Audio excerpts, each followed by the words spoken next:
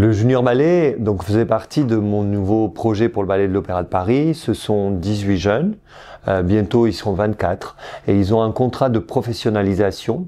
C'est fait pour faire le lien entre l'école de danse de l'Opéra et le Ballet de l'Opéra de Paris, et à la fois d'arriver à avoir plus de diversité. Comment dire, pour avoir des danseurs qui viennent de partout dans le monde, qui viennent des écoles différentes et qui peuvent rentrer après ce passage au Junior Ballet dans le Ballet de l'Opéra de Paris.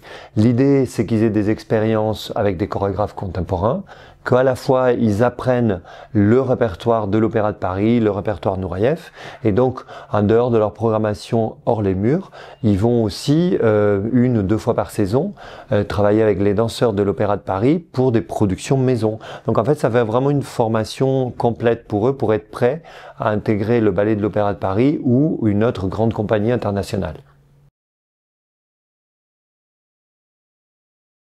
Alors l'idée du programme qu'on présente avec le Junior Ballet est que ça soit le reflet de quelque part de leur formation et de leur évolution. Donc on a commencé par Balanchine, Allegro Brillante, qui est une pièce classique, on va dire néoclassique. C'est vraiment la technique classique poussée à l'extrême au niveau de la virtuosité, au niveau de la rapidité. Donc c'est vraiment une mise à l'épreuve. C'est un ballet très court mais très intense qui montre vraiment leur technicité, leur adaptation à ce vocabulaire classique.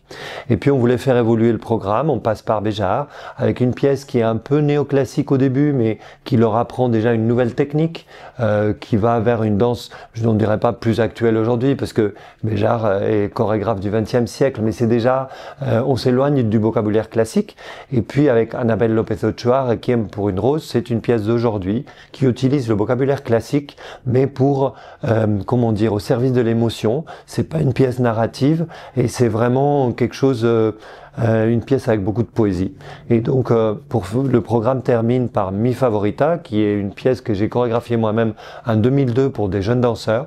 Et j'ai trouvé que c'était un bon exercice, puisque c'est une pièce qui est assez difficile techniquement, fait avec une technique classique, mais à la fois on demande, comment dire, il y a une demande d'interprétation très naturelle. C'est comment danser le classique autrement et non pas de façon figée, comme on peut avoir l'habitude de faire.